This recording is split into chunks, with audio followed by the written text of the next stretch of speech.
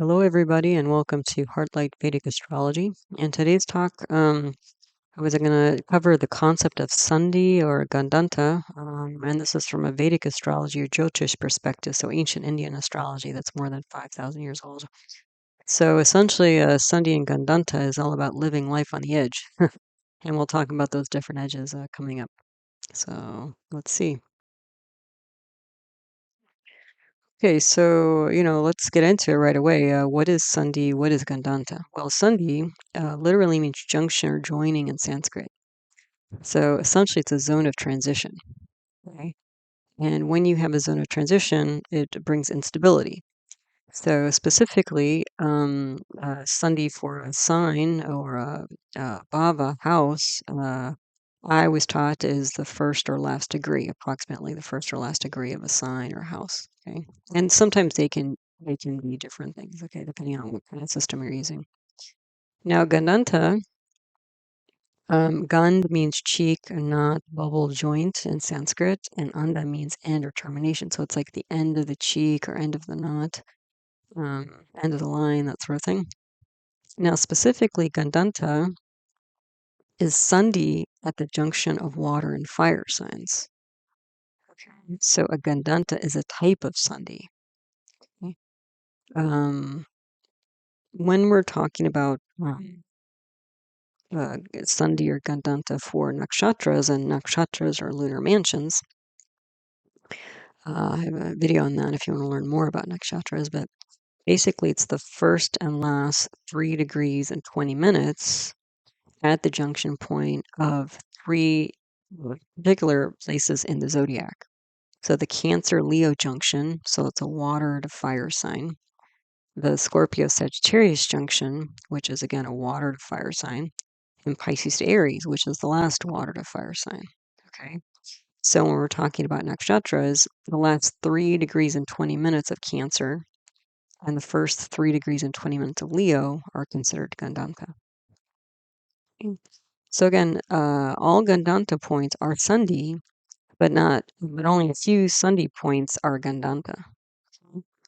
And Gandanta again, the only Gandanta points are the 3 I mentioned above here. Okay. Now, Gandanta points, you might have heard Gandanta points more because they're considered as very inauspicious, more inauspicious than a general Sandhi point, and they tend to get more attention. Okay.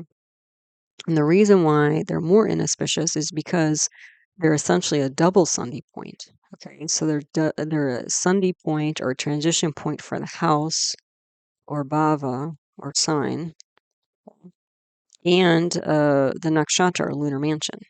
So basically, at these Gandanta points, at the junction of water and fire signs, you're shifting not only signs, the energy of signs, but you're shifting the energy of nakshatra. So it's a double shift. So it's doubly unstable.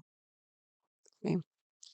Now, what tends to result when you see, Sandhi points, Gandanta points? What tends to come from that? Well, generally, Sandhi brings instability because, again, you're transitioning energy. Right? So, like Cancer, the water sign, which is very emotional, and Leo's a fire sign, which is very active. So, you're essentially changing elements there. Okay. So, this instability is generally considered inauspicious because it's not stable, and it's inauspicious specifically for worldly or material matters. So, typically during Sandhi and especially Gandanta points, astrologers, Vedic astrologers, would tend to avoid suggesting that a life event be scheduled at that time, a big life event, important life event like marriage or buying a car or moving into a new house or traveling to a new place. Okay, so that gets into like muhurta or auspicious timing in Vedic astrology. However, the Sandhi Gandanta points can be auspicious for spiritual endeavors, so keep that in mind. Okay. And if you want an example of some of this, especially the Sandhi points, um, you can look at my video that I recently published, the Lunar Eclipse or Chandra Grahan for 17th September 2024, because in that chart there are 3 Sandhi points actually. So that brings, just from that, I would gather, and there seems to have been quite a bit of instability around that lunar eclipse. Okay, so just as a starting point here for Sandhi and Gandanta, just to get a general idea. Okay, so let's take a look at the Shastra, a classic text for Jyotish, Vedic astrology, because this is essentially, where this notion of, first or last degree of a sign or a constellation is unstable and brings potentially inauspicious results. Okay, so first we'll look at the Phala Deepika, chapter 13, sloka 9. So it states, if the birth takes place at the time of Sandhi of the signs, and if the signs are not aspected by or associated with benefic planets, the child born dies soon after birth. So most of this, again, when we're talking about birth charts, most of the time birth charts are used for a human being.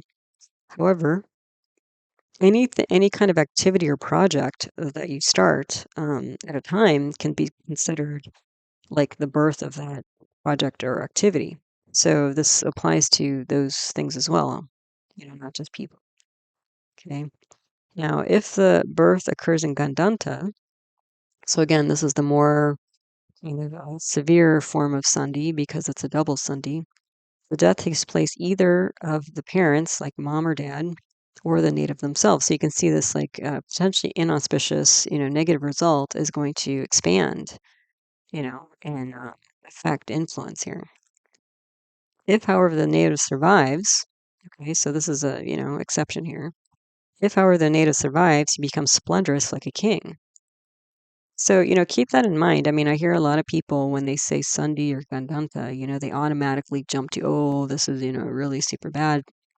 Um, and part of that also comes from, the language of these texts, because again, you have to remember these texts were written long ago.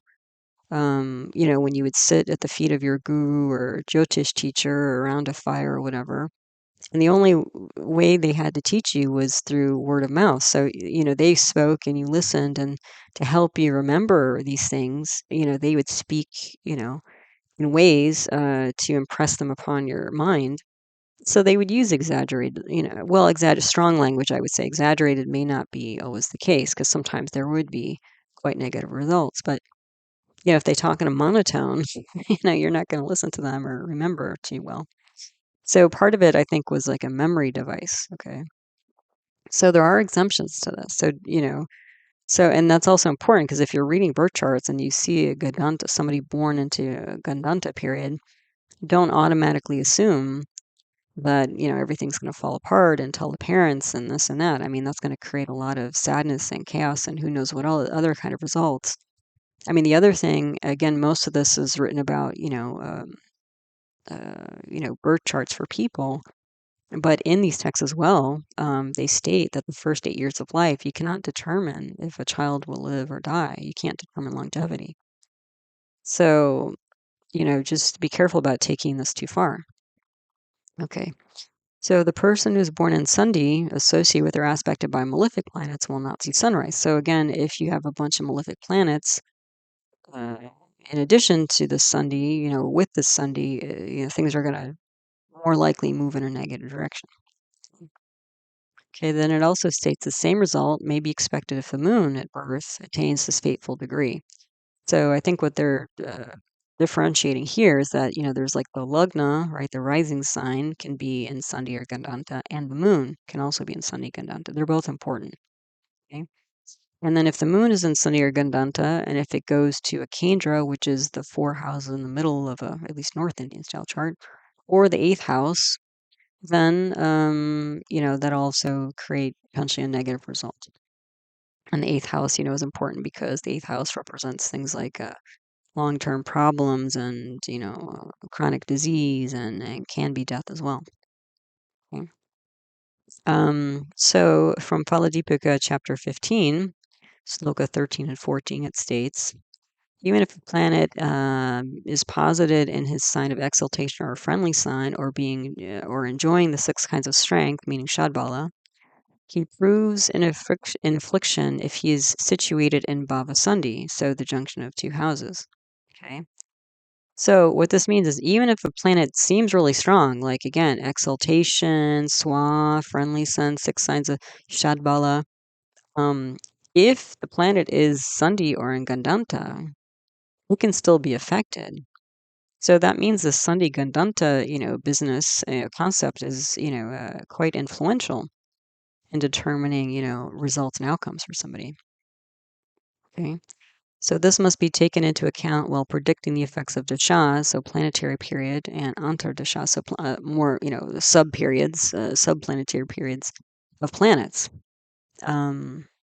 And so, again, if the planets are in these places, sometimes the planets produce no effects,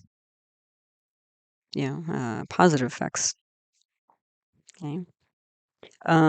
There was also in the Brihat Parashara Hora, which is another classic text older than the Phala Deepika, in chapter 87. There's a list of situations that create inauspicious births. And one of the things listed in that is specifically says Gandanta. It doesn't say Sandhi, it says Gandanta, at least my text. So I don't know if that's like a translation error or if that's accurate because I don't do Sanskrit, so I don't know for sure. But again, my text specifically says Gandanta, okay, for inauspicious birth. So again, births that may bring a lot of misery or illness or poverty or things most people aren't really happy about.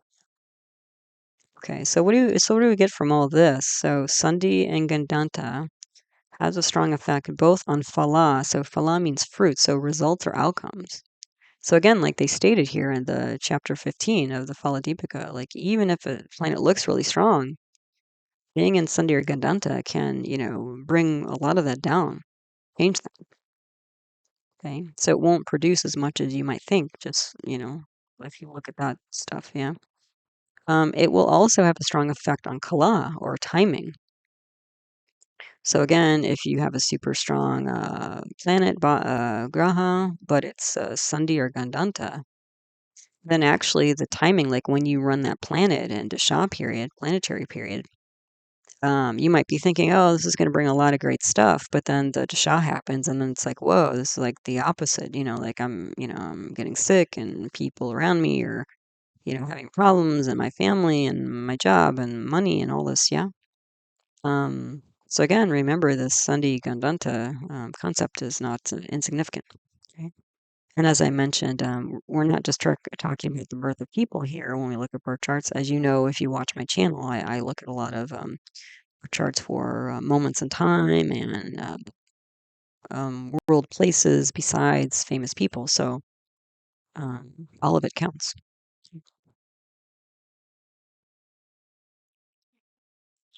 Okay, so on this slide, I was just going to talk about kinds of Gandanta, the reason why.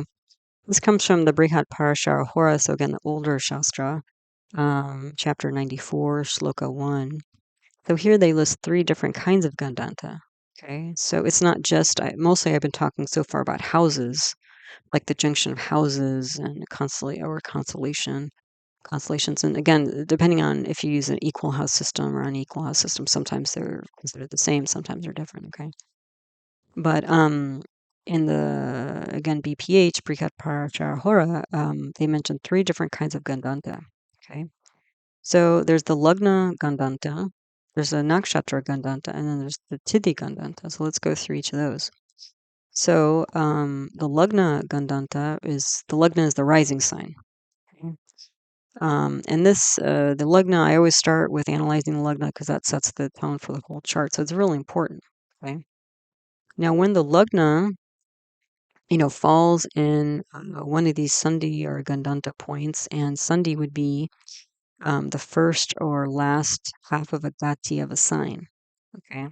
So a gati, if you're not familiar, is approximately 24 minutes long. And we're talking about time, we're not, because you can confuse, this is actually a time measurement, not like a, 3 degrees, 40 minutes of an arc of the circle of the zodiac. Okay. So half of a gati, so the first 12 minutes of a sign or the last 12 minutes of a sign are for a lugna. If the lugna falls in the first 12 minutes or last 12 minutes, then it's considered Sandhi or potentially Gandanta. If the Gandanta is happening at the junction of a water to fire sign. Okay. Now the second Gandanta here is nakshatra. So nakshatra is a lunar mansion.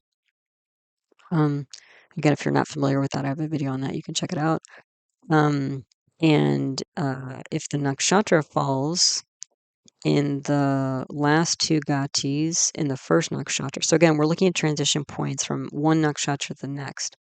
So the last two gatis in the first nakshatra and the two beginning gatis of the next nakshatra, this is where your Sandhi or Gandanta point would be. Okay. So let's see. So for nakshatras, because again, if we're talking about Gandanta here, we're not just talking about houses or bhavas, but we're talking about a dual shift here. So in the Pisces to Aries junction, the last nakshatra um, of Pisces is Revati, and the first nakshatra is Ashwini. So the last two gatis in Revati and the first two gatis in Ashwini are the Sandhi Gandanta point. Then if we look at the Cancer-Leo junction, so Ashlesha, the last nakshatra, and Cancer, the last two gatis of that, and then Maga, the first nakshatra of Leo, the two first gatis of that, that's your Sandhi Gandanta point. And then the same with Jyeshta Mula and Scorpio Sagittarius. Okay. Now I've seen different numbers here. Okay. So again, when I look at houses or bhavas, I use approximately 1 degree, first or last degree in a sign or bhava. When I look at nakshatras, I do the first pada or last pada. So a pada is a fourth of a nakshatra, and that equals to 3 degrees and 20 minutes. Okay. Because Gatis is, again, you have to do calculations because Gatis is not like an arc, you know, um, arc of a circle. It's a time, so you have to convert time to an arc degree. Yeah. So the approximation of 1 degree for sign or house, and then 1 pada or 3 degrees and 20 minutes works pretty well. Now, again, I'm just stating specifically the BPH information here for people who are deep into shastra. So for this Jyeshta Mula Gandanta point, this is seen as being particularly troubling. Like of the 3 Gandantas, this is like the worst of the 3. It's actually called Abhukta Mula. Okay. So you get a little bit more here. So the last 5 gatis of Jyeshta and the first 8 gatis of Mula are considered this Abhukta Mula. Okay. So again, when I was reading different things, I just put mostly the shastra here, and other people say different things, and even like what I was saying was kind of different. Like it's more of an approximation, but it seems to work pretty well with what I've seen. So that's why I use it and I share it with you. Okay, then this third kind of Gandanta is a tithi. So a tithi is a phase of the moon. So there are 15 tithis when you go from new moon to full moon, and then 15 more tithis when you go to full moon back to new moon. Okay. So the starting 2 gatis of the Purna tithis. So the Purna tithis are the 5th, the Panchami, the 10th, the Dashami, and the Purnama or Amavasya. So the 15th to 30th. Okay, so multiples of 5 here. Okay. And the ending 2 gatis of the Nanda tithis. So you can see the Nanda tithis are Dipada the 1st, the Shasti 6th, and Ekadashi 11th. Well, it seems split up here, but if you see, basically what this means, if you take these 2 lines together, the tithi junction points are the 5th and 6th tithi, the 10th and 11th tithi, and the 5th and 1st, or the 30th and the 1st tithis is, your tithi Gandanta points. Okay, so if, again, somebody's born or there's an event or something that happens in these points, it can bring negative results. Okay. Okay, so a couple of other things to mention with Sandhis. You can also have Graha Sandhi. I've mostly been talking about sign or constellation or bhava Sandhi, which is maybe the most kind of common use of it, but there's Graha Sandhi. So this is when any planet, not just the Lagna, like the rising sign degree, but any planet lands in one of these Sandhi Gandanta points. that will bring instability to that planet and all the things that planet represents. Okay. So again, we're talking like approximately the first or last degree of any sign or house, especially if you use a, equal house system. I do this approximately. I mean, if I see a planet at 1 degrees, 20 minutes, I'll still take it as Sunday. Okay. And that seems to work pretty well for what I've seen. There's also Dasha Sandhi. So Dasha is a planetary period. So Dasha Sandhi is an overlap of planetary periods. That's when you're shifting from one energy to the next. So especially if you're running really long Dashas, this can be a fairly long Dasha Sandhi time. So let's just take an example here of how to calculate this. So I'm calculating here the transition from Saturn to Mercury. So this is Dasha Sandhi for these two planetary periods. So you had the total number of years of the ending Dasha. So for Saturn Dasha is 19 years. And then you add the total number of years of the next Dasha. So for Mercury, that's 17 years. Okay. So 19 plus 17, that gives you 36 years, total years here. Now 10% of that total will be Sandhi. So 10% of 36 years, 3.6 years. Okay, so what you do is you take your junction time and 5% of this,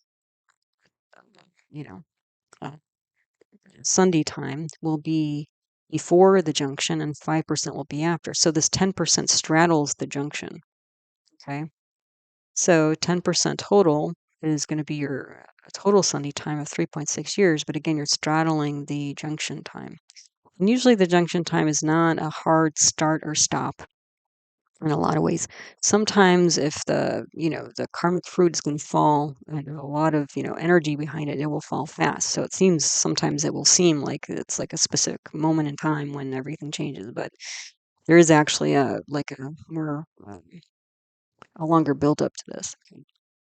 So if somebody, for example, was shifting from Saturn Dasha to Mercury Dasha January 1st, 2025, well, the Shah Sandhi will begin 1.8 years before January 1st, 2025, which will be mid-March 2023. And this Dasha Sandhi will end mid-October 2026.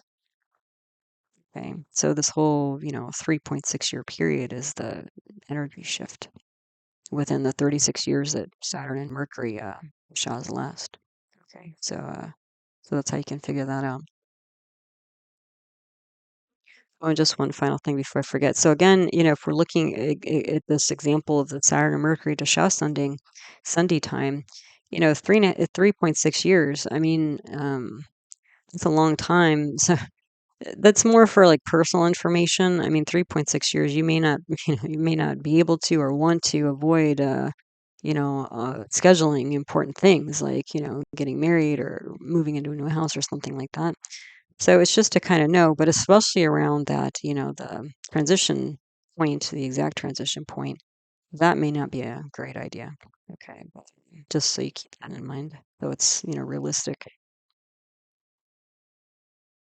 Okay, so there you go. The concept of Sandhi and Gandanta.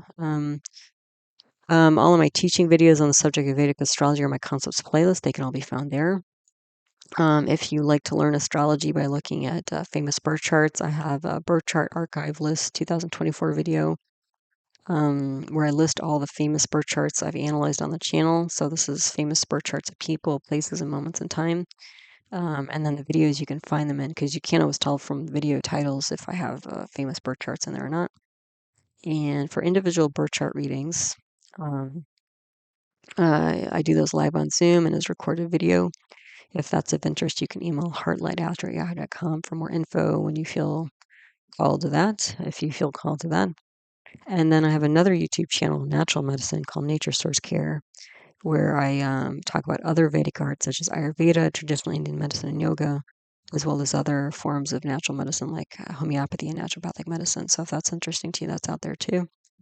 So as always, thank you for your time. I appreciate you stopping by and listening to one of my talks. And all the ways that you support my work in the channel, liking, subscribing, and adding comments and, sending in donations. So thank you for all of that.